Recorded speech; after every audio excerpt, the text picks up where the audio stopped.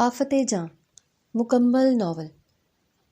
صبح کی سنہری کرنیں حویلی کی اونچی دیواروں کو چھو رہی تھی اور فضا میں پرندوں کی چہچہاہٹ نے ایک سحر انگیز سما باندھ رکھا تھا۔ یہ حویلی جو اپنے روب اور جاہو جلال کے لیے پورے علاقے میں مشہور تھی، اس وقت ایک پرسکون جھیل کی مانند ساکت اور خاموش تھی، جہاں ہر چیز اپنے سلیقے اور کرینے سے رکھی ہوئی تھی۔ اور اس خاموشی کا سب سے بڑا سبب اور محافظ وہ شخص تھا جو اس وقت مرکزی لاؤنج کے مہنگے صوفے پر براجمان تھا، یعنی شاہ زین ملک۔ یہ نام ہی کافی تھا۔ کسی بھی محفل میں سنجیدگی طاری کرنے کے لیے 28 سالہ شاہ زین حویلی کا چھوٹا مالک تھا، جس کی شخصیت میں بلا کا روب اور دبدبہ تھا۔ وہ اپنی سفید کلف لگی شلوار قمیض میں ملبوس تھا، جس پر سیاہ ویسٹ کوٹ اس کی مردانہ وجاہت کو مزید نکھار رہی تھی۔ اس کے ہاتھ میں تازہ اخبار تھا اور سامنے میز پر نفیس چینی کے برتنوں میں چائے سے بھاپ اٹھ رہی تھی۔ وہ اپنی مخصوص شان بے نیازی کے ساتھ اخبار کا مطالعہ کر رہا تھا اور کبھی کبھار چائے کی پیالی لبوں سے لگا لیتا۔ اس کے لیے دن کا آغاز اسی سکون اور خاموشی سے ہونا ضروری تھا۔ اسے شور شرابہ، فضول باتیں اور بے ہنگم کہکہے سخت ناپسند تھے۔ اس کی دنیا اصولوں اور ضابطوں میں قید تھی، جہاں ہر چیز نپی تلی ہوتی تھی۔ حویلی کے ملازم بھی اس کے سامنے اونچی آواز میں سانس لینے سے کتراتے تھے، کیونکہ وہ جانتے تھے کہ چھوٹے مالک کی پریشانی پر بل آنے کا مطلب طوفان کا پیش خیمہ ہے۔ مگر قدرت کو شاید شاہ زین کی یہ فرعونیت اور حد سے زیادہ سنجیدگی پسند نہیں تھی، اس لیے اس پرسکون جھیل میں کنکر نہیں بلکہ پورا پہاڑ پھینکنے کا انتظام ہو چکا تھا۔ ابھی شاہ زین اخبار کے اداریے میں غرق تھا کہ اچانک حویلی کے بڑے پھاٹک پر گاڑیوں کے ہارن کی ایک ایسی بے ہنگم آواز گونجی جس نے حویلی کے سکوت کو ریزہ ریزہ کر دیا۔ شاہ زین نے ناگواری سے اخبار سے نظریں ہٹا کر دروازے کی طرف دیکھا۔ اس کی پیشانی پر وہ مخصوص شکن نمودار ہو گئی، جو اس بات کی علامت تھی کہ اسے مداخلت پسند نہیں آئی ہے۔ یہ اس کے چچزاد بھائیوں اور ان کی فیملی کی آمد تھی، جو شہر سے گرمیوں کی چھٹیاں گزارنے گاؤں آئے تھے۔ گاڑیوں کے دروازے کھلنے کی دیر تھی کہ حویلی کا صحن بچوں کے شور اور چیخو پکار سے گونج اٹھا، اور پھر گاڑی سے وہ اتری جو آفت جاں تھی، یعنی زوبیہ۔ 18 سالہ زوبیہ، جس کا قد اگرچہ چھوٹا تھا مگر اس کے ارادے ہمالیہ سے بلند تھے اور جس کی زبان کینچی کی طرح چلتی تھی۔ وہ اپنی بڑی بڑی روشن آنکھوں اور شرارتی مسکراہٹ کے ساتھ گاڑی سے اتری تو ایسا لگا جیسے خاموش حویلی میں زندگی کی لہر دوڑ گئی ہو، یا شاید خطرے کی گھنٹی بج گئی ہو۔ زوبیہ نے آتے ہی ایک لمبا سانس لیا اور چلا کر کہا، ارے واہ، گاؤں کی ہوا میں تو خوشبو ہی الگ ہے۔ حالانکہ وہاں بھینسوں کے باڑے کی بو بھی آ رہی تھی، مگر زوبیہ کے لیے سب رومانوی تھا۔ وہ بھاگتی ہوئی اندر آئی اور سب سے پہلے دادی کو گلے لگایا، پھر چچی کو، اور پھر اس کی نظر لاؤنج میں بیٹھے ہوئے مجسمہ سنجیدگی یعنی شاہ زین پر پڑی۔ شاہ زین نے اسے ایک سرسری سی نظر سے دیکھا اور دوبارہ اخبار میں منہ چھپا لیا تاکہ اسے نظر انداز کر سکے۔ مگر زوبیہ کو نظر انداز کرنا ایسا ہی تھا جیسے آپ طوفان کو کہیں کہ سائڈ سے گزر جاؤ۔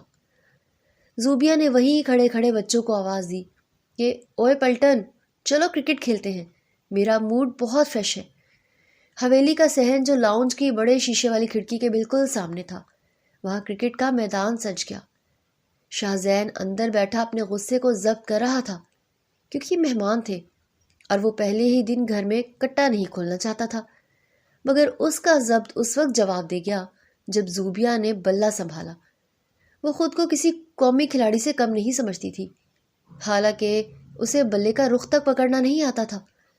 ایک بچے نے گیند کرائی اور زوبیہ نے آنکھیں بند کر کے پوری قوت سے بلہ گھمایا۔ قدرت کا کرنا ایسا ہوا کہ گیند بلے کے کنارے سے ٹکرائی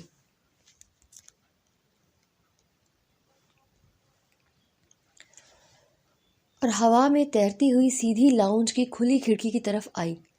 شاہ زین ابھی چائے کی پیالی منہ کے قریب لے جا ہی رہا تھا کہ وہ سرخ رنگ کی بھاری گیند کسی میزائل کی طرح آئی اور سیدھی اس کے ہاتھ میں پکڑی پیالی سے ٹکرائی۔ ایک زوردار چھناکے کی آواز آئی اور پیالی کے ٹکڑے فرش پر بکھر گئے، مگر اس سے بڑا سانحہ یہ ہوا کہ وہ گرم اور میٹھی چائے شاہ زین کے اجلے سفید اور قیمتی کپڑوں پر پھیل گئی۔ منظر اچانک تھم سا گیا۔ شاہ زین اپنی جگہ سے اٹھ کھڑا ہوا۔ اس کا چہرہ غصے کی شدت سے تمتما رہا تھا اور اس کی آنکھوں میں ایسے شعلے تھے کہ جو سامنے والے کو بھسم کر سکتے تھے۔ اس نے دانت پیس کر کھڑکی کی طرف دیکھا جہاں زوبیہ منہ کھولے کھڑی تھی۔ اس کے ہاتھ میں بلہ ابھی بھی فضا میں معلق تھا۔ باقی بچے تو ڈر کے مارے ادھر ادھر چھپ گئے، مگر زوبیہ وہیں کھڑی رہی۔ شاہ زین نے اپنی گرجدار آواز میں کہا کہ یہ کس کی بدتمیزی ہے؟ کون ہے یہ جاہل جس نے یہ حرکت کی ہے؟ زوبیہ نے پہلے تو اپنے دائیں بائیں دیکھا اور جب کوئی نہیں ملا تو اس نے معصومیت کا لبادہ اوڑھ کر کھڑکی کے قریب آئی اور جھانک کر بولی، ہائے اللہ، بھیا یہ آپ ہیں؟ مجھے لگا کوئی مجسمہ رکھا ہوا ہے۔ شاہ زین کا پارا 7ویں آسمان پر پہنچ گیا۔ اس نے اپنے گیلے کپڑوں کی طرف دیکھا اور اشارہ کرتے ہوئے کہا کہ تمہیں نظر نہیں آ رہا کہ تم نے کیا کیا ہے؟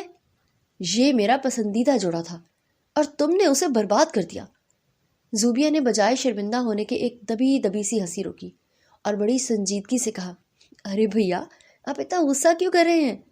سچ بتاؤں تو آپ ویسے بھی بہت پھیکے پھیکے اور سفید سفید لگ رہے تھے، بالکل اسپتال کے ڈاکٹروں کی طرح۔ تھوڑا سا چائے کا رنگ چڑھ گیا تو کیا ہوا، اب آپ زیادہ رنگین اور پرکشش لگ رہے ہیں۔ اس کی یہ بات سن کر شاہ زین کو لگا کہ اس کا دماغ پھٹ جائے گا۔ اس لڑکی کی جرأت تو دیکھو، غلطی بھی کی اور اوپر سے طنز بھی کر رہی ہے۔ شاہ زین نے اسے گھورتے ہوئے کہا کہ اپنی زبان کو لگام دو زوبیہ، اور یہ بلہ اور گیند لے کر یہاں سے دفع ہو جاؤ، ورنہ میں بھول جاؤں گا کہ تم مہمان ہو۔ زوبیہ نے ناک سکیڑی اور بڑبڑاتی ہوئی بولی، بڑے آئے مغرور نواب، ایک تو کپڑوں پر ڈیزائننگ کر دی، اوپر سے شکریہ بھی نہیں بولا، اور پھر وہاں سے بھاگ گئی۔ شاہ زین گہرے سانس لیتا رہ گیا اور اپنے ملازم کو آواز دی کہ فوراً یہ گند صاف کرو اور میرے دوسرے کپڑے نکالو۔ اس پہلی مٹ بھیڑ نے طے کر دیا تھا کہ حویلی میں جنگ کا آغاز ہو چکا ہے اور آنے والے دن شاہ زین کے لیے کسی آزمائش سے کم نہیں ہوں گے۔ رات بھر شاہ زین اپنے کمرے میں کروٹیں بدلتا رہا۔ اسے زوبیہ کی وہ بے باک ہنسی اور لاپرواہ انداز رہ رہ کر یاد آ رہا تھا اور غصہ دلا رہا تھا، جبکہ دوسری طرف زوبیہ اپنی بہنوں کے ساتھ مل کر شاہ زین کو تنگ کرنے کے نئے منصوبے بنا رہی تھی۔ اسے اس سڑیل انسان کو چڑھانے میں ایک عجیب سا لطف آ رہا تھا۔ اگلی صبح ناشتے کی میز کا منظر کچھ یوں تھا کہ ہر چیز کرینے سے سجی ہوئی تھی۔ انواع و اقسام کے کھانے موجود تھے، پراٹھے، انڈے، مربے اور جوس کے جگ رکھے تھے۔ گھر کے تمام بزرگ اور مرد حضرات کرسیوں پر براجمان تھے۔ شاہ زین ہیڈ آف دی ٹیبل والی کرسی پر بیٹھا تھا اور اس کے چہرے پر وہی روایتی سنجیدگی تھی۔ اسے ناشتے کے دوران مکمل خاموشی پسند تھی تاکہ وہ سکون سے کھانا کھا سکے، اپنے دن کی منصوبہ بندی کر سکے۔ سب لوگ خاموشی سے ناشتہ کر رہے تھے کہ زوبیہ کی انٹری ہوئی۔ وہ آج بھی شوخ رنگ کے کپڑوں میں ملبوس تھی۔ اس کے چہرے پر رات والی شرمندگی کے نام و نشان تک نہیں تھے۔ اس نے آتے ہی اونچی آواز میں السلام علیکم کہا، جس کا جواب سب نے دیا سوائے شاہ زین کے، جس نے بمشکل سر ہلایا۔ زوبیہ جان بوجھ کر شاہ زین کے بالکل سامنے والی کرسی پر بیٹھ گئی اور پھر شروع ہوا اس کی باتوں کا سلسلہ۔ اس نے اپنی چچی شمیم جو کہ شاہ زین کے دائیں جانب بیٹھی تھی، ان سے اونچی آواز میں باتیں کرنا شروع کر دی۔ ارے چچی، آپ کو پتہ ہے کل رات میرے کمرے میں مچھروں نے کتنا تنگ کیا؟ مجھے تو لگتا ہے یہ مچھر بھی اس حویلی کے لوگوں کی طرح بہت خونخوار ہیں، بالکل نہیں چھوڑتے۔ شاہ زین نے اپنے ہاتھ میں پکڑا نوالا پلیٹ میں واپس رکھا اور زوبیہ کو گھورا، مگر زوبیہ نے اسے نظر انداز کرتے ہوئے اپنی بات جاری رکھی۔ اور چچی، آپ نے دیکھا شاہ زین بھیا کتنے کمزور ہو گئے ہیں؟ مجھے لگتا ہے انہیں بادام کھانے چاہیے تاکہ دماغ اور جسم دونوں صحت مند رہیں۔ شاہ زین سے رہا نہ گیا۔ اس نے سخت لہجے میں کہا، زوبیہ، ناشتے کی میز پر باتیں کرنا تہذیب کے خلاف ہے، چپ چاپ ناشتہ کرو اور دوسروں کو بھی کرنے دو۔ زوبیہ نے فوراً معصومیت سے آنکھیں جھپکائیں اور کہا، جی بھیا، بالکل آپ صحیح کہہ رہے ہیں، میں تو بس آپ کی صحت کی فکر کر رہی تھی۔ اچھا، میں خاموش ہو جاتی ہوں۔ یہ کہہ کر اس نے خاموشی تو اختیار کر لی، مگر اس کے دماغ میں شیطان ناچ رہا تھا۔ اس نے دیکھا کہ شاہ زین انڈا کھانے کے لیے اس پر کالی مرچ اور نمک چھڑکنے والا ہے۔ اسی لمحے شاہ زین کو ملازم نے کسی کام سے متوجہ کیا۔ زوبیہ نے بجلی کی سی پھرتی دکھائی اور شاہ زین کے سامنے رکھا نمک دانی کا ڈھکن کھول کر اس میں چینی کی جگہ پسا ہوا نمک بھر دیا اور اوپر سے چینی کی تہ لگا دی تاکہ شک نہ ہو، اور نمک دانی وہیں رکھ دی۔ شاہ زین جب ملازم سے فارغ ہوا تو اس نے بنا دیکھے نمک دانی اٹھائی اور اپنے ہاف فرائی انڈے پر اچھی خاصی مقدار میں چھڑکاؤ کیا۔ اسے لگا کہ یہ کالی مرچ اور نمک کا مکسچر ہے۔ پھر اس نے چائے کا کپ اٹھایا اور حسب عادت اس میں 2 چمچ چینی ڈالنے کے لیے چینی کے پیالے کی طرف ہاتھ بڑھایا، مگر زوبیہ نے وہ پیالہ پہلے ہی اپنی طرف سرکا لیا تھا۔ شاہ زین نے مجبوراً سامنے پڑی چھوٹی چینی دانی اٹھائی اور 2 بھرے ہوئے چمچ اپنی چائے میں ڈال دیے۔ زوبیہ اپنی پلیٹ میں نظریں جمائے چوری چھپے یہ سارا منظر دیکھ رہی تھی۔ اس کے پیٹ میں ہنسی کے بل پڑ رہے تھے۔ شاہ زین نے بڑے اطمینان سے چمچ ہلایا اور چائے کا ایک بڑا گھونٹ بھرا۔ جیسے ہی وہ نمکین چائے اس کے حلق سے نیچے اتری، اس کا چہرہ سرخ ہو گیا اور آنکھیں باہر نکل آئیں۔ اس نے فوراً منہ سے چائے واپس اگلی اور بری طرح سے کھانسنے لگا۔ پورا ٹیبل گھبرا گیا کہ ملک صاحب کو کیا ہو گیا ہے۔ شاہ زین نے پانی کے لیے ہاتھ بڑھایا مگر اس کا ذائقہ اتنا خراب ہو چکا تھا کہ اسے ابکائیاں آنے لگیں۔ دادی نے پریشانی سے پوچھا کہ بیٹا کیا ہوا؟ شاہ زین نے بمشکل بولا کہ یہ چائے یہ کس نے بنائی ہے؟ اس میں زہر ملا ہے یا نمک کی پوری بوتل انڈیل دی گئی ہے؟ سب نے حیرت سے اپنی چائے چکھی جو بالکل ٹھیک تھی۔ شاہ زین نے غصے سے زوبیہ کی طرف دیکھا جو بڑی مشکل سے اپنی ہنسی دبا رہی تھی۔ اس کا چہرہ لال ہو رہا تھا۔ شاہ زین سمجھ گیا کہ یہ کارستانی اسی کی ہے۔ وہ دھاڑا، زوبیہ یہ تم نے کیا ہے؟ زوبیہ نے فوراً دادی کے کندھے کے پیچھے پناہ لی اور ڈرامائی انداز میں بولی، ہائے اللہ، ملک صاحب کا بلڈ پریشر ہائی ہو رہا ہے، دیکھو تو صحیح کیسے آنکھیں لال ہو رہی ہیں، جلدی کوئی پانی لائے، کوئی ڈاکٹر کو بلائے، لگتا ہے ان کے دماغ کی رگ پھٹنے والی ہے۔ دادی نے زوبیہ کو ڈانٹا، چپ کر لڑکی، کیوں تنگ کر رہی ہو اسے؟ مگر زوبیہ باز نہ آئی اور بولی، دادی میں نے تو کچھ نہیں کیا، لگتا ہے بھیا کو مجھ سے الرجی ہو گئی ہے، اس لیے میرا نام لے رہے ہیں۔ شاہ زین نے غصے سے نیپکن میز پر پھینکا اور کرسی پیچھے دھکیل کر کھڑا ہو گیا۔ اس کا ناشتہ برباد ہو چکا تھا۔ اس نے زوبیہ کی طرف انگلی اٹھا کر تنبیہ کی کہ میں تمہیں چھوڑوں گا نہیں زوبیہ، تمہاری یہ بچکانہ حرکتیں مجھے سخت ناپسند ہیں، اور وہاں سے پیر پٹکتا ہوا چلا گیا۔ زوبیہ نے اس کے جاتے ہی سکھ کا سانس لیا اور اس کی ادھوری پلیٹ سے پراٹھا اٹھا کر کھاتے ہوئے بولی، بڑا مزہ آیا آج تو، شیر کو بھی نمک کا ذائقہ چکھنا پڑا۔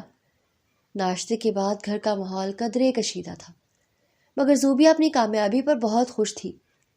دوپہر کے وقت چچی شمیم نے ایک ہنگامی اعلان کیا کہ شام کو شاہ زین کے لیے لڑکی والے آ رہے ہیں اور سب کو تیار رہنا ہے۔ شاہ زین جو پہلے ہی صبح کے واقعے سے تباہ بیٹھا تھا، اسے خبر نے مزید چڑچڑا کر دیا تھا۔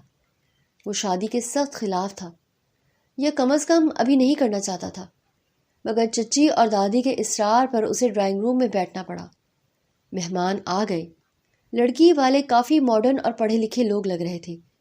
وہ شاہ زین کی شخصیت سے بہت متاثر تھے، اور شاہ زین زبردستی کی مسکراہٹ سجائے ان کے سوالوں کے جواب دے رہا تھا۔ زوبیہ کو جب پتہ چلا تو اس نے سوچا کہ اب تو مزہ آئے گا۔ اس نے اپنا حلیہ تبدیل کیا اور ایک پرانا اور ڈھیلا ڈھالا سوٹ پہنا، سر پر ایک پھٹا ہوا دوپٹہ اوڑھا اور دانتوں پر کالا رنگ لگا لیا تاکہ وہ ایک جاہل اور اجڑ گاؤں کی ملازمہ لگے۔ وہ ہاتھوں میں ٹرے لیے ڈرائنگ روم میں داخل ہوئی۔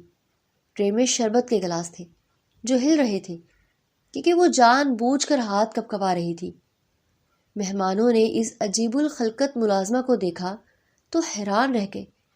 زوبیہ نے شربت پیش کرتے ہوئے ایک مہمان خاتون کے قیمتی جوڑے پر تھوڑا سا شربت گرا دیا اور پھر زور زور سے اپنی دیہاتی زبان میں معافی مانگنے لگی۔ ارے بی بی جی معاف کر دیو، میرا دھیان بھٹک گیا تھا۔ وہ کیا ہے نا کہ جب سے چھوٹے ملک صاحب کو دورے پڑنے شروع ہوئے ہیں نا، ہم سب کے ہاتھ پاؤں پھولے رہتے ہیں۔ یہ سننا تھا کہ مہمانوں کے کان کھڑے ہو گئے۔ لڑکی کی ماں نے حیرت سے پوچھا، کیا مطلب؟ کیسے دورے؟ شاہزین نے زوبیہ کو گھورا اور دانت پیس کر بولا کہ یہ پاگل ہے، اس کی باتوں پر دھیان نہ دے، تم جاؤ یہاں سے۔ مگر زوبیہ کہاں رکنے والی تھی؟ اس نے اور قریب ہو کر زرگوشی کے انداز میں بولا، ارے بی بی جی، میں کیوں جھوٹ بولوں گی؟ ملک صاحب تو چاند جیسے ہیں، مگر رات کو پتہ نہیں انہیں کیا ہو جاتا ہے۔ کبھی کبھی تو نیند میں چلتے چلتے چھت پر چڑھ جاتے ہیں، اور کبھی کبھی تو ایسی آوازیں نکالتے ہیں جیسے کوئی بھیڑیا ہو۔ ہم تو ڈر کے مارے اپنے کمروں سے نہیں نکلتے۔ پچھلی بار تو انہوں نے مالی کو کاٹ لیا تھا، بیچارہ اب تک ٹیکے لگوا رہا ہے۔ لڑکی کے باپ نے خوفزدہ ہو کر شاہزین کی طرف دیکھا۔ شاہزین کا چہرہ غصے سے سیاہ ہو رہا تھا۔ وہ اپنی جگہ سے اٹھنے ہی والا تھا کہ زوبیہ نے مزید مرچ مسالہ لگایا، اور ہاں بی بی جی، ڈاکٹرز کہتے ہیں کہ یہ بیماری شادی کے بعد بیوی کو بھی لگ سکتی ہے، اسی لیے تو پچھلے 3 رشتے ٹوٹ گئے۔ اب آپ کی بیٹی ماشاءاللہ اتنی نازک ہے، پتہ نہیں برداشت کر پائے گی یا نہیں۔ مہمانوں کے رنگ فک ہو گئے۔ لڑکی تو ڈر کے مارے اپنی ماں کے ساتھ چپک گئی۔ لڑکی کے باپ نے فوراً گھڑی دیکھی اور بوکھلا کر بولا، اچھا ملک صاحب، ہمیں یاد آیا کہ ہمیں ایک ضروری کام سے جانا ہے، ہم پھر رابطہ کریں گے۔ اور یہ کہہ کر وہ لوگ چائے پیے بغیر ہی بھاگ کھڑے ہوئے، جیسے ان کے پیچھے کوئی بھوت لگا ہو۔ شاہزین نے انہیں روکنے کی کوشش بھی نہیں کی۔ وہ دروازے پر کھڑا انہیں جاتے ہوئے دیکھتا رہا اور پھر دھیرے سے مڑا۔ کمرے میں اب صرف شاہزین اور زوبیہ رہ گئے تھے۔ زوبیہ نے اپنی ہنسی روکنے کے لیے منہ پر ہاتھ رکھا ہوا تھا، مگر اس کی آنکھیں شرارت سے چمک رہی تھیں۔ شاہزین قدم قدم اس کی طرف بڑھا۔ زوبیہ پیچھے ہٹتے ہٹتے دیوار سے جا لگی۔ اس نے سوچا کہ آج تو میری خیر نہیں ہے۔ شاہزین اس کے بالکل قریب آ کر رک گیا۔ اس کا قد زوبیہ سے کافی اونچا تھا۔ اس نے جھک کر زوبیہ کی آنکھوں میں دیکھا۔ زوبیہ نے ڈرتے ڈرتے آنکھیں بند کر لیں کہ اب تھپڑ پڑے گا یا ڈانٹ پڑے گی، مگر کچھ لمحے خاموشی رہی، اور پھر شاہزین کی بھاری اور روبدار آواز گونجی کہ بھیڑیا اور مالی کو کاٹ لیا۔ تم نے یہ بکواس کرنے کے لیے یہی وقت چنا تھا؟ زوبیہ نے ایک آنکھ کھول کر دیکھا۔ شاہزین کے چہرے پر غصہ تو تھا، مگر اس کی آنکھوں کی گہرائی میں کہیں ایک ہلکی سی چمک بھی تھی، جیسے وہ اس افتاد سے بچنے پر اندر ہی اندر خوش بھی ہو۔ وہ جانتا تھا کہ اگر یہ مہمان نہ بھاگتے تو اسے انکار کرنے کے لیے بہت پاپڑ بیلنے پڑتے۔ اس نے زوبیہ کے سر پر ہلکا سا چپت لگایا اور کہا، دفع ہو جاؤ یہاں سے، اس سے پہلے کہ میں واقعی بھیڑیا بن جاؤں اور تمہیں کھا جاؤں۔ زوبیہ کو یقین نہیں آیا کہ وہ بچ گئی ہے۔ وہ فوراً وہاں سے کھسکی اور دروازے پر جا کر مڑی اور بولی، ویسے بھیا، آپ کا شکریہ ادا کرنے کی ضرورت نہیں ہے، یہ تو میرا فرض تھا، آخر بہن ہوں آپ کی۔ اور ہاں، مالی کو واقعی ٹیکے لگوا لیجیے گا، کہیں انفیکشن نہ ہو جائے۔ یہ کہہ کر وہ بھاگ گئی اور شاہزین وہیں کھڑا سر جھٹک کر رہ گیا۔ اس کے لبوں پر ایک نہ چاہنے والی مسکراہٹ نمودار ہو گئی تھی۔ اسے اعتراف کرنا پڑا کہ یہ آفت جاں مصیبت تو ہے، مگر اس بورنگ اور سنجیدہ زندگی میں ایک عجیب سا رنگ بھی بھر رہی ہے، جسے وہ ابھی تک کوئی نام نہیں دے پا رہا تھا۔ مگر حویلی کا ماحول جو کل تک خاموش تھا، اب ہر وقت زوبیہ کے کہکہوں اور شاہزین کی دھاڑ سے گونجتا رہتا تھا، اور دیواریں بھی شاید مسکرا کر ان دونوں کے اگلے مارکے کا انتظار کر رہی تھیں۔ ڈرائنگ روم کے ہنگامے اور مہمانوں کے فرار ہونے کے واقعے کے بعد اگرچہ شاہزین نے ظاہری طور پر خاموشی اختیار کر لی تھی، مگر اس کا یہ مطلب ہرگز نہیں تھا کہ وہ زوبیہ کی اس جرأت مندانہ حرکت کو بھول گیا تھا۔ وہ شاہزین ملک تھا جو اپنا حساب چکانے میں کبھی دیر نہیں کرتا تھا۔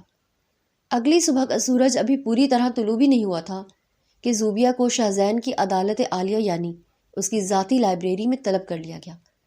زوبیہ جو ابھی نیند کے خمار میں تھی، آنکھیں ملتی ہوئی اور جمائیاں لیتی ہوئی لائبریری کے بھاری بھرکم دروازے کو دھکیل کر اندر داخل ہوئی۔ لائبریری کا ماحول انتہائی سنجیدہ اور پراسرار تھا، جہاں چاروں طرف لکڑی کی اونچی الماریوں میں ہزاروں کتابیں قید تھیں اور فضا میں پرانی کتابوں کی ایک مخصوص مہک رچی ہوئی تھی۔ کمرے کے وسط میں بڑی مہنگی کی میز کے پیچھے شاہزین پیچھا بیٹھا کسی فائل کا بغور مطالعہ کر رہا تھا۔ اس نے سر اٹھا کر زوبیہ کو نہیں دیکھا، بس اپنی کلائی پر بندھی گھڑی کی طرف اشارہ کرتے ہوئے انتہائی سرد لہجے میں کہا، تم پورے 5 منٹ لیٹ ہو زوبیا۔ زوبیا نے ایک اور جمائی لی اور بے پرواہی سے کہا، ارے بھیا، صبح صبح مرغے بھی اتنی جلدی نہیں اٹھتے جتنا جلدی آپ نے مجھے بلا لیا ہے۔ کیا مجھے یہاں پھانسی دی جائے گی یا کالا پانی بھیجا جائے گا؟ شاہ زین نے فائل بند کی اور کرسی سے ٹیک لگا کر اسے گھورا اور کہا کہ تمہیں پھانسی دینا بہت آسان سزا ہے۔ تمہیں وہ کام کرنا ہے جو تمہیں سب سے زیادہ برا لگتا ہے، یعنی خاموشی اور صفائی۔ اس نے کونے میں رکھے ایک بڑے سے ڈسٹر اور کپڑے کی طرف اشارہ کیا اور حکم صادر کیا کہ اگلے 2 گھنٹے تک تمہیں اس لائبریری کی تمام کتابوں اور الماریوں سے دھول صاف کرنی ہے، اور خبردار جو ایک لفظ بھی منہ سے نکالا یا کسی کتاب کو نقصان پہنچایا، یہ تمہاری کل کی حرکت کی سزا ہے۔ زوبیا کا منہ کھلا کا کھلا رہ گیا۔ اس نے چاروں طرف پھیلی ہوئی ہزاروں کتابوں کو دیکھا اور پھر شاہ زین کو دیکھا اور مظلومانہ لہجے میں بولی، بھیا، یہ ظلم ہے، یہ زیادتی ہے۔ اقوام متحدہ کے قوانین کے مطابق آپ بچوں سے مشقت نہیں کروا سکتے، اور ویسے بھی دھول سے میری جلد خراب ہو جائے گی، میں کالی ہو جاؤں گی۔ شاہ زین نے اس کی ڈرامے بازی کو نظر انداز کرتے ہوئے دوبارہ فائل کھول لی اور کہا، تمہارا وقت شروع ہو چکا ہے، اگر بحث کی تو وقت بڑھا دوں گا۔ زوبیا نے دل ہی دل میں شاہ زین کو ہٹلر کی روح کا خطاب دیا اور پیر پٹکتی ہوئی ڈسٹر اٹھا لیا۔ اس نے بیزاری سے صفائی شروع کی۔ وہ ایک الماری کے پاس گئی اور ایسے کپڑا مارنے لگی جیسے کتابوں کو تھپڑ مار رہی ہو۔ بیچ بیچ میں وہ شاہ زین کی طرف دیکھتی جو اپنے کام میں مگن تھا۔ زوبیا کا شیطان جاگ اٹھا۔ اس نے سوچا کہ اگر مجھے قید کیا ہی ہے تو کیوں نہ جیلر کو بھی مزہ چکھایا جائے۔ شاہ زین کی میز کے ایک کونے پر اس کی کچھ انتہائی اہم ذاتی فائلز اور ایک قیمتی ڈائری رکھی تھی۔ شاہ زین کسی فون کال پر مصروف ہو کر کھڑکی کی طرف مڑا ہوا تھا۔ زوبیا دبے پاؤں بلی کی طرح چلتی ہوئی میز کے قریب پہنچی۔ اس نے وہاں رکھا ایک موٹا سیاہ مارکر اٹھایا اور شاہ زین کی فائل کے اوپری حصے پر جہاں پرسنل لکھا ہوا تھا وہاں اپنی فنکاری شروع کر دی۔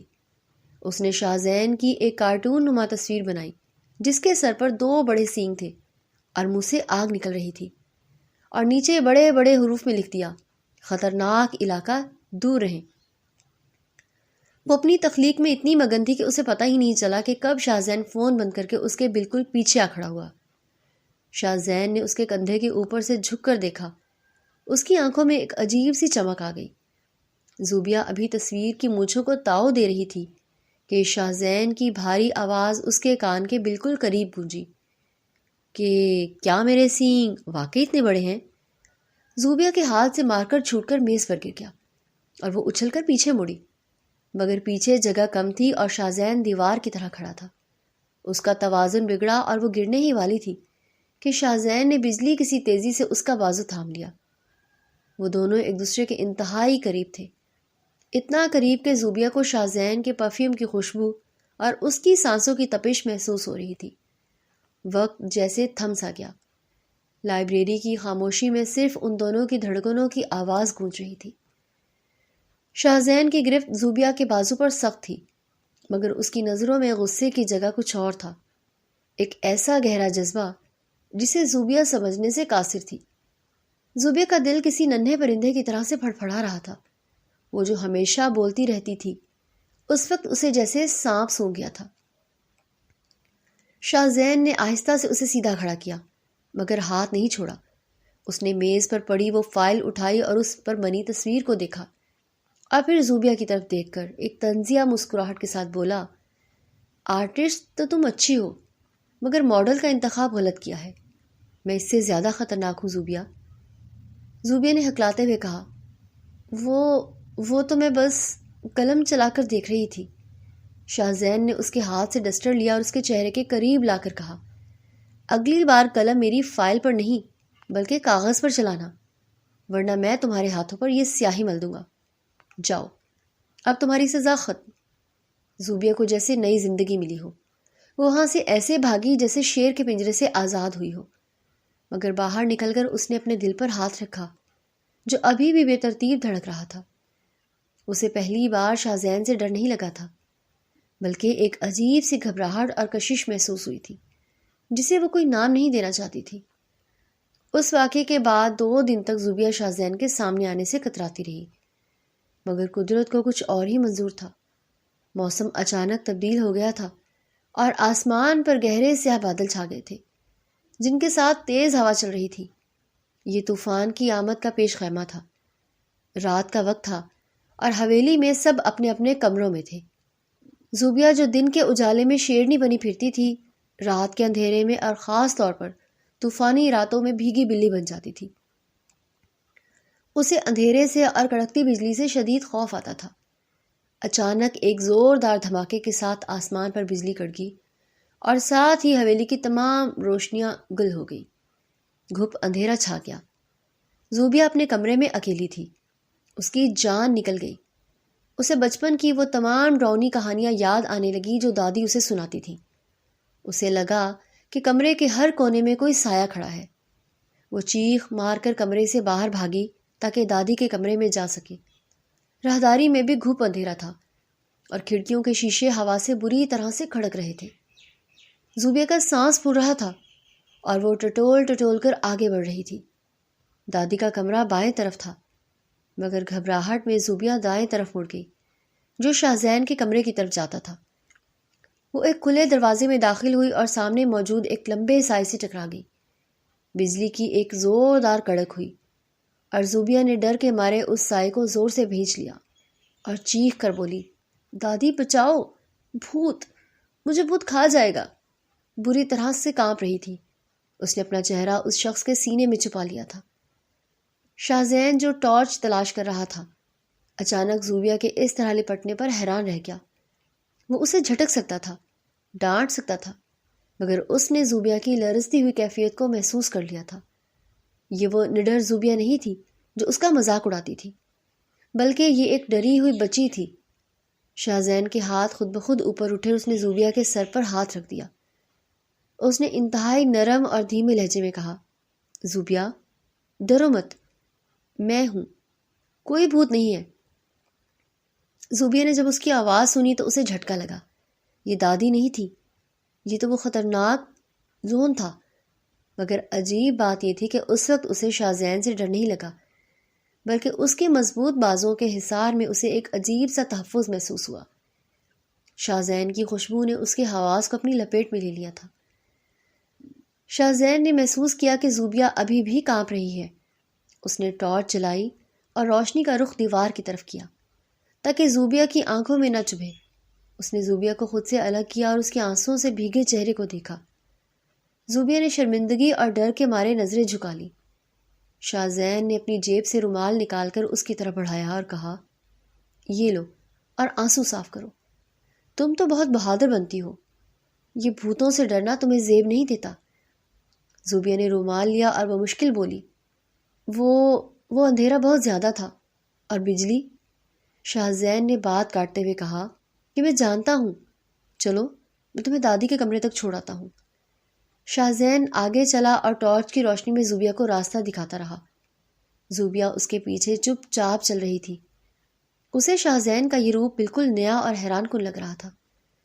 دادی کے کمرے کے باہر چھوڑ کر شاہزین نے کہا، اب جاؤ اور سکون سے سو جاؤ، لائٹ آ جائے گی۔ اور جاتے جاتے اس نے مڑ کر کہا، اور ہاں، اگلی بار دادی اور بھوت میں فرق یاد رکھنا۔ زوبیہ اسے جاتے ہوئے دیکھتی رہی۔ اس کے لبوں پر ایک مسکراہٹ آ گئی۔ اس رات زوبیہ کو نیند تو نہیں آئی تھی، مگر اس کی وجہ ڈر نہیں بلکہ کچھ اور ہی تھا۔ اگلے دن کا سورج ایک نئے کردار کی آمد کا پیغام لایا۔ یہ حارث تھا، شاہزین کا کزن، جو بیرون ملک سے پڑھ کر واپس آیا تھا۔ حارث شاہزین کا بالکل الٹ تھا۔ وہ ہنسمکھ، باتونی اور ماڈرن خیالات کا مالک تھا۔ اسے حویلی کے پرانے اصولوں کی کوئی پرواہ نہیں تھی۔ حارث کی آمد نے حویلی کے ماحول کو یکسر بدل دیا۔ زوبیہ اور حارث کی فریکوینسی فوراً میچ ہو گئی، کیونکہ دونوں ہی شرارتی اور ہنسی مذاق کرنے والے تھے۔ ناشتے کی میز پر حارث نے آتے ہی لطیفے سنانا شروع کر دیے اور زوبیہ کھلکھلا کر ہنس رہی تھی۔ وہ دونوں مل کر پرانی فلموں کے ڈائیلاگز بول رہے تھے اور ایک دوسرے کو ہائی فائیو دے رہے تھے۔ شاہزین اپنی کرسی پر بیٹھا خاموشی سے یہ سب دیکھ رہا تھا، مگر اس کے اندر ایک لاوا پک رہا تھا۔ وہ زوبیہ جو اس کے سامنے بولتے ہوئے بھی گھبراتی تھی، اب حارث کے ساتھ اتنی بے تکلف ہو رہی تھی۔ یہ بات شاہ زین کی انا اور اس کے دل دونوں کو گوارا نہیں تھی۔ اسے پہلی بار ایک عجیب سے جذبے کا احساس ہوا جسے وہ ماننا نہیں چاہتا تھا، یعنی جلن۔ دوپہر کے وقت زوبیہ اور حارث لاؤنج میں بیٹھ کر لوڈو کھیل رہے تھے اور شور مچا رہے تھے۔ زوبیہ کی ہنسی کی آواز پورے گھر میں گونج رہی تھی۔ شاہ زین سیڑھیوں سے اتر رہا تھا کہ اس آواز نے اس کے قدم روک دیے۔ اس نے دیکھا کہ حارث زوبیہ کے ہاتھ سے گوٹی چھین رہا ہے اور زوبیہ ہنس کر اسے مار رہی ہے۔ شاہ زین کے ماتھے پر بل پڑ گئے۔ وہ تیزی سے نیچے آیا اور ان کے سر پر جا کر کھڑا ہوا۔ اس کی آواز میں وہی پرانی کڑک واپس آ گئی تھی۔ اس نے زور سے کہا، زوبیہ، یہ کیا مچھلی بازار بنا رکھا ہے؟ پورا گھر سر پر اٹھایا ہوا ہے۔ کہ تمہیں تمیز نہیں ہے کہ بڑوں کے گھر میں کیسے رہا جاتا ہے؟ حارث اور زوبیہ دونوں سہم گئے۔ حارث نے مسکرا کر ماحول کو ٹھنڈا کرنے کی کوشش کی۔ ارے برو، ہم تو بس گیم کھیل رہے تھے۔ چپ کرو۔ شاہ زین نے حارث کو گھورا اور کہا کہ یہ میرا گھر ہے، کوئی کلب نہیں جہاں تم چل کرو۔ اور تم زوبیہ، جاؤ اپنے کمرے میں جا کر پڑھائی کرو، امتحان سر پر ہے اور یہاں فضول وقت برباد ہو رہا ہے۔ زوبیہ نے احتجاج کرنا چاہا کہ بھیا ابھی تو چھٹیاں ہیں، مگر شاہ زین کی آنکھوں میں دیکھ کر وہ چپ ہو گئی۔ وہ سمجھ گئی کہ آج موسم پھر خراب ہے۔ وہ منہ بنا کر وہاں سے اٹھ گئی۔ حارث نے کندھے اچکائے اور کہا کہ یار تم بہت بورنگ ہو، بالکل بوڑھے ہو گئے ہو جوانی میں ہی۔ شاہ زین نے اسے جواب دیے بغیر اخبار اٹھا لیا تھا، مگر اس کی نظریں زوبیہ کے جاتے ہوئے وجود کا پیچھا کرتی رہیں۔ اسے خود اپنی اس بیجا سختی پر حیرت ہو رہی تھی، مگر زوبیہ کو وہ کسی اور کے ساتھ ہنستا ہوا برداشت نہیں کر پا رہا تھا۔ شام ہوتے ہوتے موسم نے ایک بار پھر کروٹ بدلی اور موسلا دھار بارش شروع ہو گئی۔ یہ ساون کی پہلی بارش تھی اور زوبیہ کے لیے بارش کا مطلب تھا جشن۔ وہ اپنے کمرے میں قید ہو کر بور ہو چکی تھی۔ بارش کی آواز سنتے ہی وہ سب کچھ بھول گئی اور بھاگ کر صحن میں آ گئی۔ حارث بھی وہیں موجود تھا اور وہ دونوں بارش میں بھیگنے لگے۔ زوبیہ تو باقاعدہ بارش کے پانی میں چھپ چھپ کرتی ہوئی گھوم رہی تھی اور گانے گا رہی تھی۔ برسو رے میگھا میگھا۔ اس کے گیلے کپڑے اور بکھرے ہوئے بال اسے اور بھی حسین بنا رہے تھے۔ شاہ زین برآمدے میں کھڑا چائے پی رہا تھا۔ جب اس نے زوبیہ کو اس طرح بے خود ہو کر ناچتے ہوئے دیکھا تو اس کا دل ایک دھڑکا سا رہ گیا، مگر پھر اسے خیال آیا کہ یہ بیمار ہو جائے گی۔ اس نے وہیں سے آواز دی، زوبیہ اندر آؤ فوراً، بیمار پڑ جاؤ گی۔ مگر زوبیہ نے بارش کے شور میں اس کی آواز انسنی کر دی۔ وہ جان بوجھ کر اور زور سے ہنسنے لگی اور حارث کو بھی بلانے لگی۔ شاہ زین نے اپنا کپ زور سے میز پر رکھا اور بارش میں اتر گیا اور لمبے لمبے ڈگ بھرتا ہوا زوبیہ کے پاس پہنچا۔ اس کا بازو پکڑ کر اسے اپنی طرف کھینچا۔ زوبیہ جو مستی میں تھی ایک دم سے ٹکرا کر رک گئی۔ شاہ زین نے خود بھی گیلا ہو گیا تھا۔ اس کے بال ماتھے پر چپک گئے تھے۔ اس نے زوبیہ کو جھنجھوڑا اور غصے سے کہا، تمہیں سنائی نہیں دیتا؟ میں نے کہا کہ اندر چلو، تمہیں ٹھنڈ لگ جائے گی۔ زوبیہ نے اپنا بازو چھڑانے کی کوشش کی اور ضد سے بولی، مجھے نہیں جانا، مجھے نہانا ہے۔ آپ جائیں اپنے بورنگ کمرے میں، مجھے مت روکیں۔ شاہ زین نے اس کی ضد دیکھ کر اسے کندھے سے پکڑا اور تقریباً گھسیٹتے ہوئے برآمدے تک لایا اور کہا، اگر تم نے میری بات نہ مانی تو میں تمہیں کمرے میں بند کر دوں گا۔ زوبیہ روحان سی ہو گئی اور بولی، آپ بہت برے ہیں، دنیا کے سب سے برے انسان ہیں، میں آپ سے بات نہیں کروں گی، اور گیلے کپڑوں میں ہی بھاگ کر اپنے کمرے میں چلی گئی۔ شاہ زین وہیں کھڑا بارش کو دیکھتا رہا۔ اسے زوبیہ کے الفاظ چبھ رہے تھے، مگر اسے معلوم تھا کہ وہ اس کی بھلائی کے لیے ہی سختی کر رہا ہے۔ رات کا پچھلا پہر تھا اور وہی ہوا جس کا شاہ زین کو ڈر تھا۔ زوبیہ کو شدید ٹھنڈ لگ گئی، اسے تیز بخار نے آ لیا۔ وہ اپنے بستر میں بڑی کانپ رہی تھی، اس کا جسم تپ رہا تھا۔ گھر کے باقی لوگ سو چکے تھے مگر شاہ زین جاگ رہا تھا۔ اسے زوبیہ کی فکر تھی۔ وہ پانی کا گلاس لینے کچن میں گیا تو اسے زوبیہ کے کمرے سے کراہنے کی آواز آئی۔ فوراً اس کے کمرے میں گیا اور لائٹ جلائی۔ زوبیہ کمبل میں لپٹی ہوئی تھی، اس کا چہرہ بخار کی شدت سے سرخ ہو رہا تھا۔ وہ نیم غنودگی میں بڑبڑا رہی تھی، ٹھنڈ، بہت ٹھنڈ ہے۔ شاہ زین نے اس کے ماتھے پر ہاتھ رکھا تو وہ توا بنا ہوا تھا۔ اس کے ہاتھ پیر پھول گئے۔ اس نے فوراً چچی کو جگانے کا سوچا مگر پھر روک گیا اور خود ہی سنبھالنے کا فیصلہ کیا۔ وہ بھاگ کر ٹھنڈے پانی کا پیالہ اور تولیہ لایا اور زوبیہ کے سرہانے بیٹھ گیا۔ اس نے تولیہ بھگو کر زوبیہ کی پیشانی پر رکھا۔ زوبیہ نے ٹھنڈک محسوس کر کے آنکھیں کھولنے کی کوشش کی مگر وہ پوری طرح ہوش میں نہیں تھی۔ اس نے دھندلی نظروں سے اپنے سامنے بیٹھے شخص کو دیکھا اور سرگوشی میں بولی، ہٹلر، آپ؟ کیا میں مر گئی ہوں؟ شاہزین کے لبوں پر بے اختیار مسکراہٹ آ گئی۔ اس نے نرمی سے کہا، نہیں، تم زندہ ہو اور میں بھی ہٹلر نہیں ہوں، چپ چاپ لیٹی رہو۔ زوبیہ نے دوبارہ آنکھیں بند کر لیں مگر اس نے شاہزین کا ہاتھ پکڑ لیا۔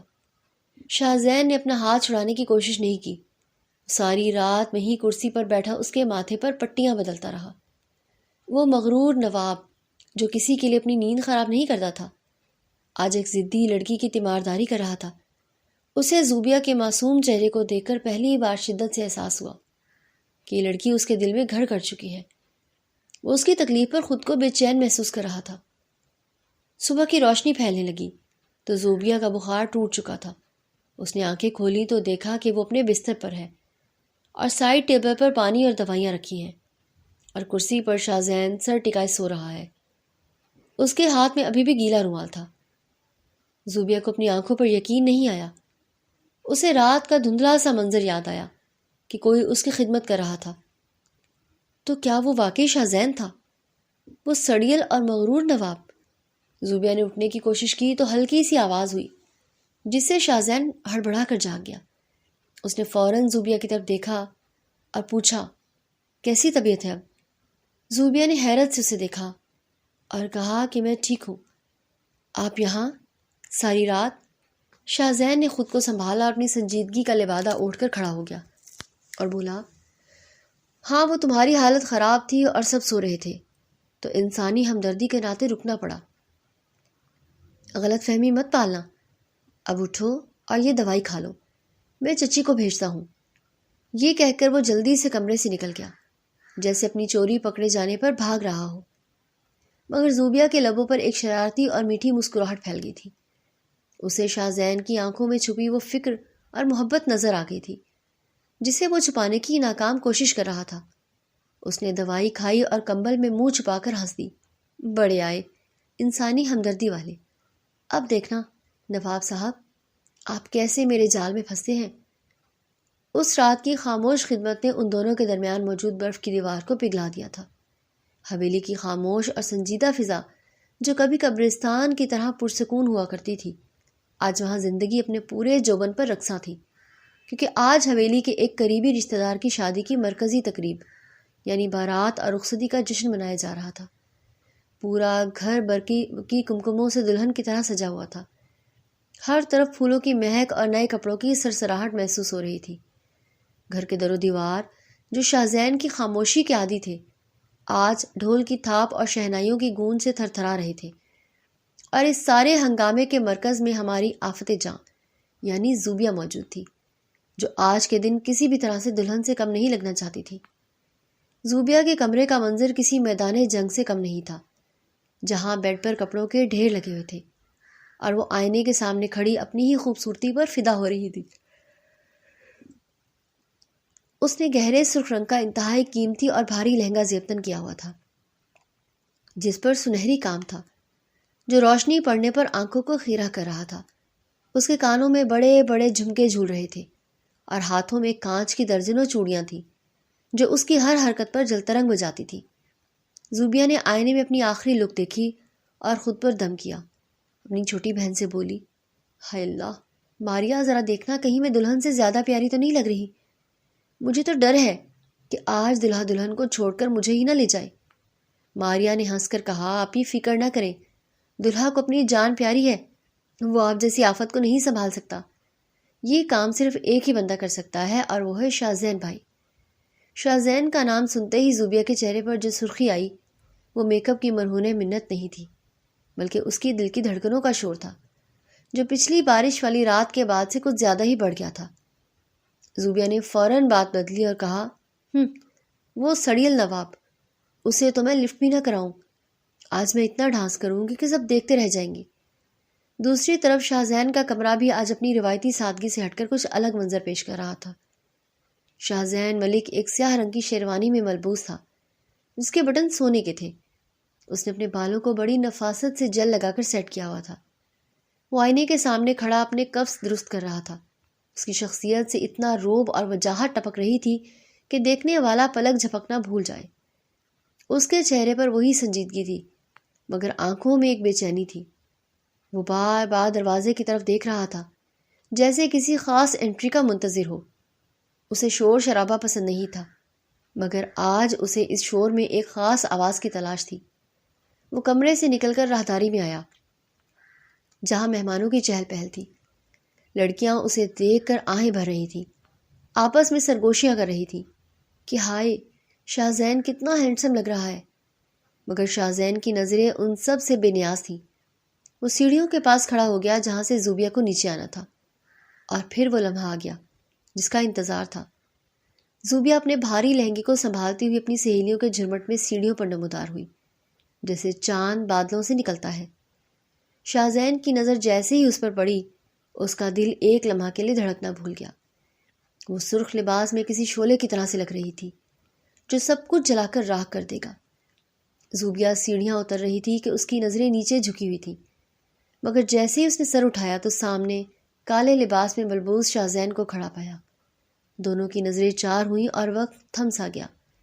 ارد گرد کا شور مدھم پڑ گیا۔ زوبیہ کے قدم رک گئے۔ اسے لگا کہ شاہزین کی وہ گہری سی آنکھیں اس کے روح کے اندر جھانک رہی ہیں۔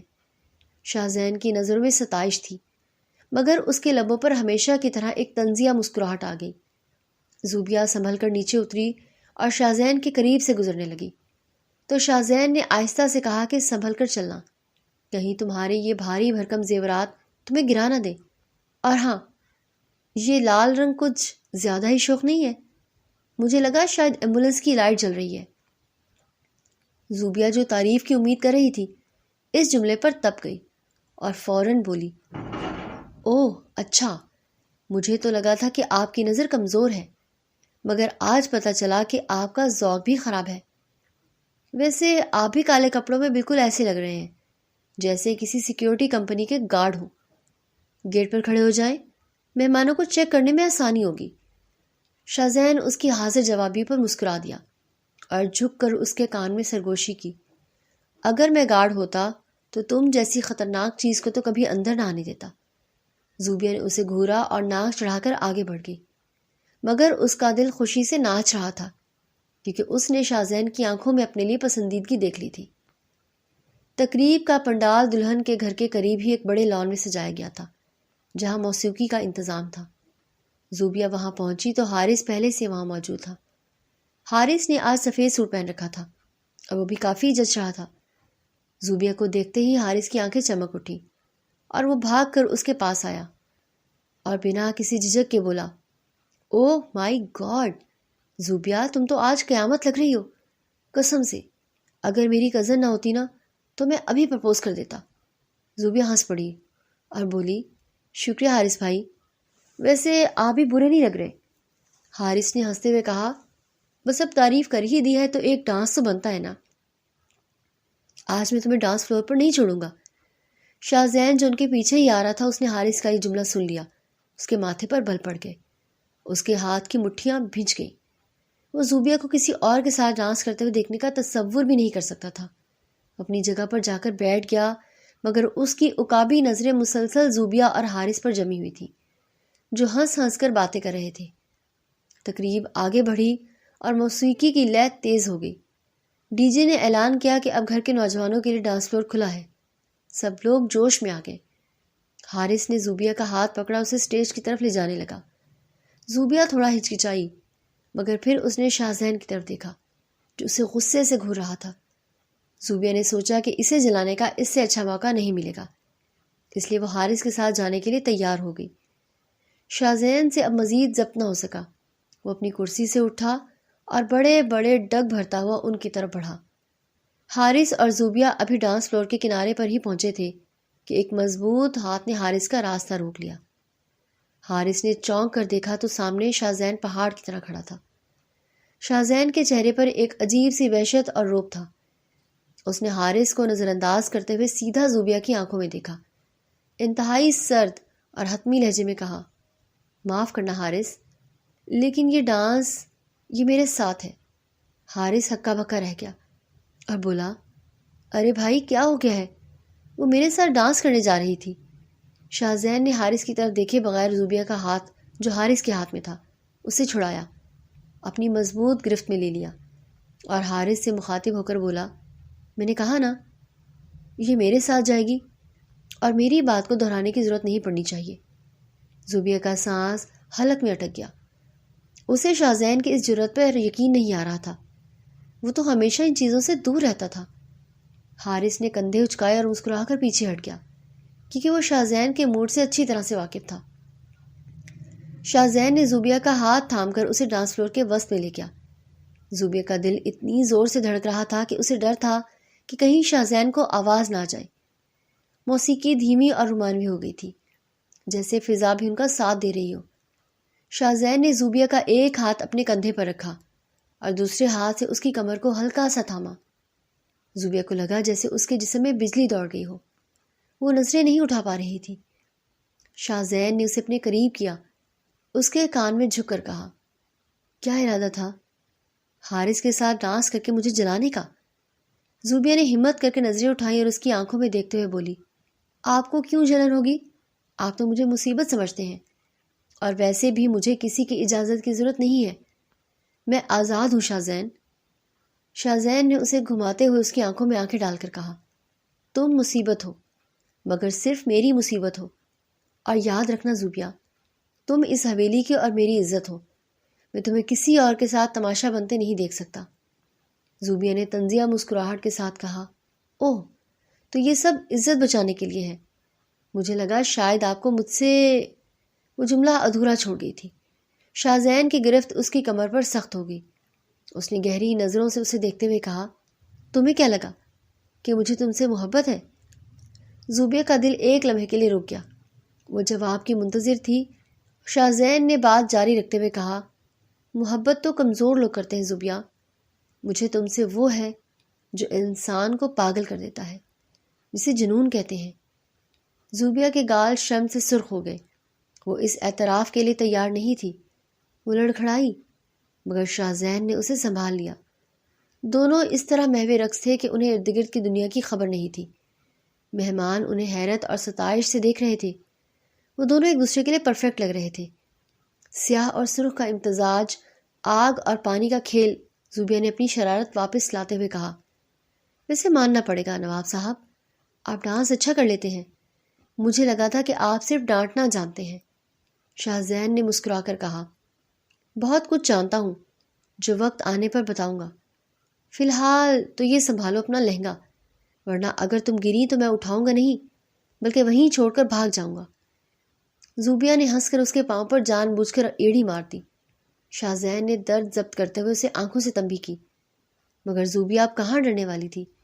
یہ ڈانس اس کی زندگی کا سب سے حسین لمحہ تھا، جہاں بنا کسی لفظ کے بہت کچھ کہہ دیا گیا تھا۔ ڈانس ختم ہوا تو ہال تالیوں سے گونج اٹھا۔ زوبیہ شرما کر جلدی سے اسٹیج سے نیچے اتر گئی اور شاہ زین بھی اپنی پرسکون حالت میں واپس آ گیا، جیسے کچھ ہوا ہی نہ ہو، مگر اس کے دل میں جو طوفان اٹھا تھا وہ اب تھمنے والا نہیں تھا۔ زوبیہ اپنی سہیلیوں کے پاس گئی تو اسے چھیڑنے لگی، ہائے زوبیہ، کیا کیمسٹری تھی تم دونوں کی، لگتا ہے اگلی باری تمہاری ہے۔ زوبیہ نے جھوٹی ناراضگی دکھاتے ہوئے کہا، بکواس بند کرو، وہ تو بس میری عزت بچانے آئے تھے، ورنہ وہ اور میں ناممکن۔ مگر اندر ہی اندر وہ جانتی تھی کہ ناممکن اب ممکن ہو چکا ہے۔ رات کے کھانے کے وقت حارث دوبارہ زوبیہ کے پاس آیا اور ایک پلیٹ اس کی طرف بڑھاتے ہوئے بولا، چلو ڈانس نہ صحیح، کھانا تو ساتھ کھا سکتے ہیں نا، یا اس پر بھی نواب صاحب کا کاپی رائٹ ہے؟ زوبیہ نے مسکرا کر پلیٹ پکڑ لی اور بولی کہ نہیں، کھانا ہم کھا سکتے ہیں، ویسے بھی مجھے بھوک سے چکر آ رہے ہیں۔ وہ دونوں ایک میز پر بیٹھ کر کھانا کھانے لگے اور ہنس ہنس کر باتیں کرنے لگے۔ شاہ زین جو دور کھڑا مہمانوں سے مل رہا تھا، اس کی نظر بار بار ان کی طرف اٹھ رہی تھی۔ اس بار اس کا غصہ پہلے سے زیادہ شدید تھا۔ اسے لگ رہا تھا کہ اس کا پیغام زوبیہ تک پہنچ گیا ہے، مگر زوبیہ شاید اسے مزید آزمانا چاہتی تھی، یا پھر وہ حارث کی صحبت میں واقعی خوش تھی؟ یہ شک شاہزین کے دماغ میں سانپ کی طرح بل کھانے لگا۔ شادی کی تقریب ختم ہوئی اور مہمان رخصت ہونے لگے۔ زوبیہ بہت تھک چکی تھی، اپنے کمرے کی طرف جا رہی تھی جب راستے میں حارث نے اسے روک دیا اور ایک سنجیدہ لہجے میں بولا، زوبیہ 1 منٹ رکو، مجھے تم سے کچھ ضروری بات کرنی ہے۔ زوبیہ رک گئی اور پوچھا، جی حارث بھائی، خیر تو ہے؟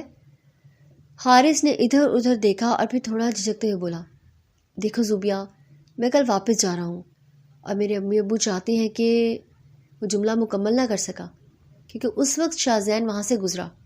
اس نے ان دونوں کو اکیلے کھڑے باتیں کرتے دیکھ لیا اور وہ وہیں رک گیا۔ اس نے حارث کی بات تو نہیں سنی، مگر اس کی باڈی لینگویج اور زوبیہ کے چہرے کے تاثرات دیکھ کر اسے لگا کہ دال میں کچھ کالا ہے۔ شاہزین نے زور سے کھنکھارا تو دونوں چونک گئے۔ شاہزین نے انتہائی سخت لہجے میں کہا، رات بہت ہو گئی ہے اور لڑکیاں اکیلے براندے میں اچھی نہیں لگتی۔ زوبیہ اپنے کمرے میں جاؤ فوراً۔ زوبیہ نے حارث کی طرف معذرت بھری نظروں سے دیکھا اور وہاں سے چل دی۔ حارث نے شاہزین کو دیکھ کر مسکرایا اور کہا، یار تم ہر جگہ ٹپک پڑتے ہو، کباب میں ہڈی کی طرح۔ شاہزین نے اس کے قریب جا کر اس کے کالر کو ٹھیک کیا اور دھیمے مگر خطرناک لہجے میں کہا، ہڈی نہیں، میں وہ کانٹا ہوں جو حلق میں اٹک جائے تو جان لے لیتا ہے۔ اور سنو حارث، کچھ چیزیں صرف خوابوں میں ہی اچھی لگتی ہیں، حقیقت میں ان کی طرف ہاتھ بڑھانا ہاتھ جلانے کے مترادف ہوتا ہے، سمجھ رہے ہو نا؟ حارث نے شاہزین کی آنکھوں میں موجود پیغام کو پڑھ لیا اور سنجیدگی سے سر ہلایا۔ شاہزین وہاں سے چلا گیا مگر اس کے دماغ میں حارث اور زوبیہ کی قربت ایک جنون بن چکی تھی۔ وہ اپنے کمرے میں گیا اور ٹائی کھینچ کر اتاری۔ اس نے شیشے میں اپنے عکس کو دیکھا، خود سے مخاطب ہوا، یہ لڑکی مجھے پاگل کر دے گی، مجھے جلد کچھ کرنا ہوگا اس سے پہلے کہ بہت دیر ہو جائے۔ دوسری طرف زوبیہ اپنے بستر پر لیٹی چھت کو گھور رہی تھی۔ اس کے کانوں میں شاہزین کا وہ جملہ گونج رہا تھا کہ تم صرف میری مصیبت ہو۔ وہ مسکرا دی اور سوچنے لگی کہ مسٹر مغرور نواب، آپ کو اس مصیبت سے اب زندگی بھر چھٹکارا نہیں ملے گا۔ مگر اسے خبر نہیں تھی کہ حارث کی ماں یعنی زوبیہ کی دوسری چچی نے زوبیہ کی ماں سے بات کر لی تھی اور وہ زوبیہ کا ہاتھ حارث کے لیے مانگنے والی تھی۔ اور یہ خبر جب شاہزین تک پہنچے گی تو جو دھماکہ ہوگا اس کی گونج پوری حویلی میں سنی جائے گی۔ یہ رات اس طوفان سے پہلے کی آخری پرسکون رات تھی جہاں 2 دل دھڑک تو رہے تھے، مگر ایک انجانے خوف کے سائے میں زوبیہ نے آنکھیں بند کی۔ اسے خواب میں بھی وہی کالی شیروانی والا مغرور شخص نظر آیا جو اس کا ہاتھ تھامے کھڑا تھا اور پوری دنیا سے لڑ رہا تھا۔ مگر کیا حقیقت میں بھی وہ دنیا سے لڑ پائے گا؟ وہ نیند کی وادیوں میں گم ہو گئی جبکہ شاہزین ابھی بھی جاگ رہا تھا اور اپنی بالکنی میں کھڑا چاند کو دیکھ کر کوئی عہد کیا تھا۔ اگلی صبح حویلی کی فضا میں ایک عجیب سی خسر پسر جاری تھی جس نے زوبیہ کے دل کو مٹھی میں جکڑ لیا تھا۔ ناشتے کی میز پر ہونے والی گفتگو نے اس کے پیروں تلے سے زمین نکال دی تھی۔ جب اس نے سنا کہ دادی اور چچی اس کے اور حارث کے رشتے کے بارے میں سنجیدگی سے غور کر رہی ہیں اور شاید آج شام ہی اس بات کو پکا کر دیا جائے، زوبیہ کا دم گھٹنے لگا۔ وہ وہاں ایک پل بھی نہ رک سکی۔ اپنی آنکھوں میں امڑتے ہوئے آنسو کو چھپانے کے لیے بھاگتے ہوئے حویلی کی سب سے اونچی چھت پر چلی گئی جہاں وہ اکثر تنہائی میں وقت گزارتی تھی۔ آج سورج بھی بادلوں کی اوٹ میں چھپا ہوا تھا جیسے وہ بھی اس کی اداسی میں شریک ہو۔ زوبیہ چھت کی مڈیر کے ساتھ لگ کر کھڑی ہو گئی اور پھوٹ پھوٹ کر رونے لگی۔ اسے اپنی قسمت پر رونا آ رہا تھا کہ وہ جسے چاہتی ہے وہ تو اسے صرف ایک مصیبت اور آفت سمجھتا ہے اور وہ اسے کسی اور کا ہونا پڑے گا جو اسے ہرگز منظور نہیں تھا۔ وہ ہواؤں سے شکوہ کر رہی تھی کہ کاش شاہزین کو اس کے دل کی حالت کا علم ہوتا۔ اس کی گریہ زاری میں مصروف تھی کہ اچانک چھت کے دروازے پر بھاری قدموں کی آہٹ سنائی دی۔ زوبیہ نے گھبرا کر مڑ کر دیکھا تو سامنے وہی شخص کھڑا تھا جو اس کے درد کی دوا بھی تھا اور وجہ بھی۔ شاہزین کا چہرہ سپاٹ تھا مگر اس کی آنکھیں طوفان کا پیش خیمہ لگ رہی تھی۔ اس نے زوبیہ کو روتے ہوئے دیکھا تو اس کے دل پر جیسے کسی نے خنجر چلا دیا۔ وہ تیز قدموں سے چلتا ہوا زوبیہ کے قریب آیا اور اس کے بازو کو پکڑ کر اپنی طرف گھمایا۔ زوبیہ نے نظریں جھکا لی کیونکہ وہ اپنی سرخ آنکھوں اسے دکھانا نہیں چاہتی تھی۔ شاہزین نے اس کی ٹھوڑی کو انگلی سے اوپر کیا، اس کی آنکھوں میں جھانکتے ہوئے سخت لہجے میں پوچھا، یہ آنسو کس لیے ہیں؟ کسی نے کچھ کہا ہے تمہیں؟ زوبیہ نے اس کا ہاتھ جھٹک دیا اور پہلی بار اس کے سامنے چیخ پڑی، آپ کو کیا پرواہ ہے؟ آپ تو خوش ہوں گے کہ آپ کی جان چھوٹ رہی ہے اس آفت سے۔ میں جا رہی ہوں آپ کی زندگی سے دور، حارث کے ساتھ شادی کر کے۔ اب آپ سکون سے رہیے گا اپنی خاموش حویلی میں۔ شاہ زین نے جب یہ سنا تو اس کا ضبط کا بندھن ٹوٹ گیا۔